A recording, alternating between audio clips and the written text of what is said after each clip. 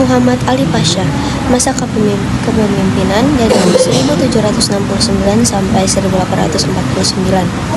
Ia adalah seorang pemimpin militer dan politik yang dikenal sebagai Bapak Mesir modern karena reformasi besar-besaran yang ia lakukan di Mesir.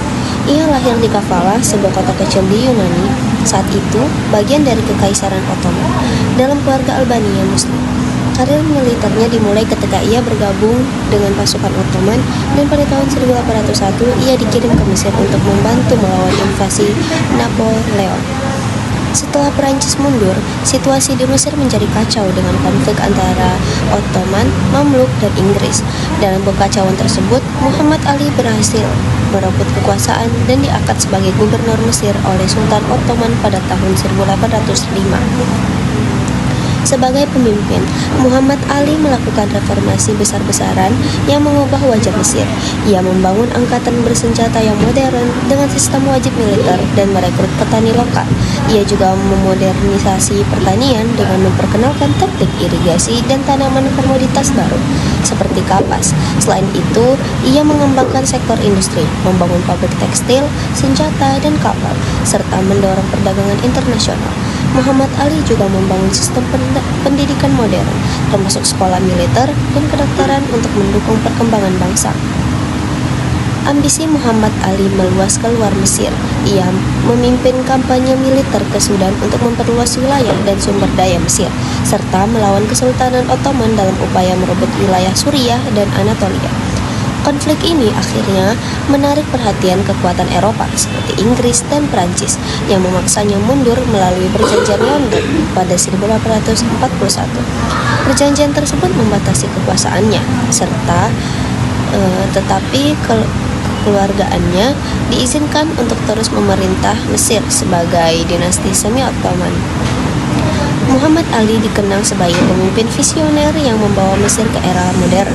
Meskipun metode otoriternya sering menuai kritik, pemerintahannya menjadi dasar bagi dinasti yang memimpin Mesir hingga revolusi pada 1952. Reformasi dan warisannya tetap menjadi salah satu tonggak penting dalam sejarah Mesir.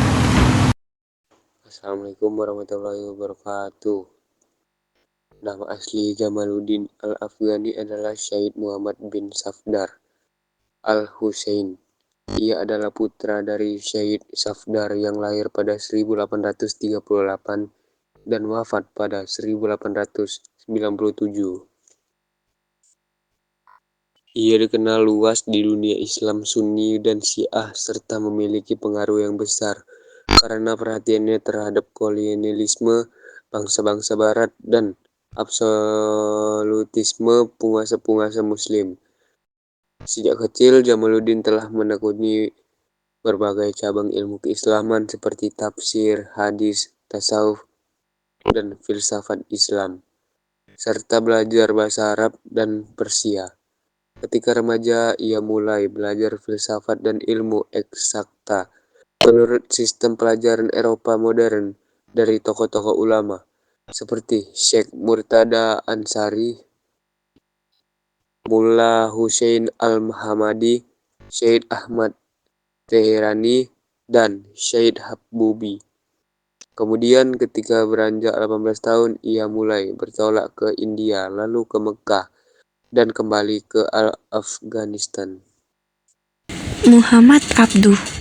Ia adalah seorang ulama, pemikir, dan pembaru Islam asal Mesir yang dikenal sebagai tokoh utama modernisme Islam.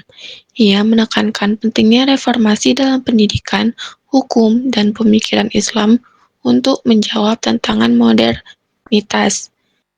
Abduh mendorong kembali kepada Al-Quran dan hadis dengan pendekatan rasional, menolak taklid buta, serta mengintegrasikan ilmu pengetahuan modern dalam pendidikan. Salah satu karya pentingnya adalah Risalat Al-Tauhid yang membahas hubungan antara akal dan agama. Pemikirannya menginspirasi gerak pembaruan Islam di dunia muslim. Lalu kita akan membahas Rashid Ridho. Muhammad Rashid bin Ali Ridho lahir di Suriah Utsmaniyah, merupakan seorang intelektual muslim yang mengembangkan gagasan modernisme Islam yang awalnya digagas oleh Jamaluddin Al-Afghani dan Muhammad Abduh. Rashid Ridho berpendapat umat Islam lemah dikarenakan tidak lagi mengamalkan ajaran agama yang murni seperti yang diterapkan pada masa Rasulullah SAW. Sebab ajaran pada saat itu sudah tercampur bid'ah dan khurafat. Pria yang lahir pada 27 Jumadil Ula 1282 Hijriah atau 27 September 1865 Masehi menerbitkan salah satu karya yang mencerahkan, yakni Tafsir Al-Manar. Metode tafsirnya adalah menafsirkan ayat-ayat secara adab ijtimai, meninggalkan ayat-ayat mutasyabihat dan mubamat. Selain menafsirkan Al-Quran secara kontemporerisasi, ia juga menafsirkan ayat-ayat menurut logikanya. Di antara ide-ide pembaruan Muhammad Rashid Ridho yaitu mengembangkan sikap aktif, kreatif, dan dinamis di kalangan umat. Umat Islam harus mampu meninggalkan sikap kejumudan dan fatalisme atau jabariyah.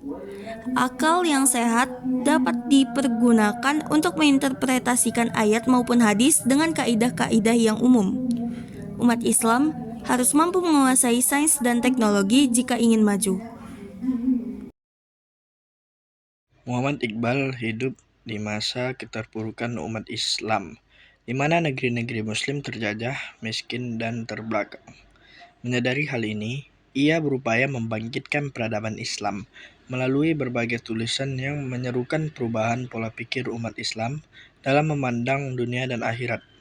Sebagai Presiden Liga Muslim pada tahun 1930, Muhammad Iqbal bersama Muhammad Ali Jinnah merumuskan konsep negara bagi Muslim India yang terwujud setelah kematiannya ketika Pakistan merdeka pada tahun 1947.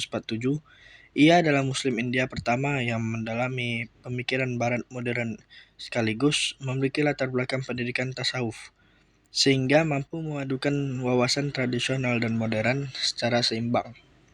Karya terkenalnya The Reconstruction of Religious Thought in Islam memberikan pencerahan kepada kaum muslim di berbagai belahan dunia.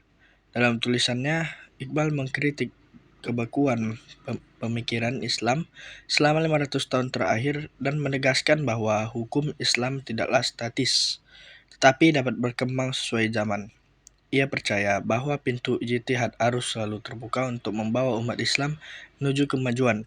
Pesannya yang penuh semangat adalah ajakan pada umat Islam untuk bangkit, memperbarui jiwa, dan menyalakan kembali semangat peradaban yang maju. F. Meneladani perjuangan para tokoh pembaruan Islam. Meneladani para tokoh pembaruan bukan berarti harus bergaya busana seperti mereka, tetapi dengan meneruskan perjuangan dan merealisasikan cita-cita mereka. Jiwa dan raga kita harus terus membuka diri dengan pengetahuan dan sifat proaktif. Menutup diri dari kegiatan yang tidak bermanfaat dan sifat malas. Orang yang bermanfaat adalah orang-orang yang paling baik di sisi Allah Subhanahu wa taala. Adapun manfaat penghayatan akan sejarah perkembangan Islam pada masa pembaruan sebagai berikut. 1. Sejarah dapat dijadikan sumber inspirasi untuk membuat langkah-langkah inovatif agar kehidupan manusia dapat damai dan sejahtera, baik di dunia maupun di akhirat. 2. Memotivasi diri terhadap masa depan agar memperoleh kemajuan. 3. Membangun masa depan berdasarkan pijakan-pijakan yang telah ada di masa lalu. 4. Ilmu pengetahuan dan teknologi di masa pembaruan cukup canggih dan menakjubkan, sehingga melalui proses belajar akan dapat diperoleh kemajuan yang lebih baik bagi generasi-generasi muslim di masa depan. 5. Kepedulian para tokoh Islam terhadap kemajuan agamanya memotivasi mereka untuk berjuang melalui ilmu pengetahuan dan teknologi. Nilai positif gerakan modernisasi Islam. Yang pertama, nilai persatuan, yaitu pemikiran umat Islam kini harus lebih terbuka dan bijaksana ketika berhadapan dengan perbedaan-perbedaan pemahaman. Nilai solidaritas, yaitu bentuk kesatuan umat Islam untuk menghadapi tantangan modernitas. Nilai pembaruan, yaitu upaya untuk menyesuaikan ajaran Islam dengan perkembangan zaman tanpa meninggalkan ajaran-ajaran Islam. Nilai jihad, yaitu upaya untuk menerapkan ajaran Islam secara maksimal dan memberantas kemungkaran. Nilai kemerdekaan. Gerakan modernisasi dunia Islam mengandung nilai kemerdekaan, terutama kemerdekaan berpikir.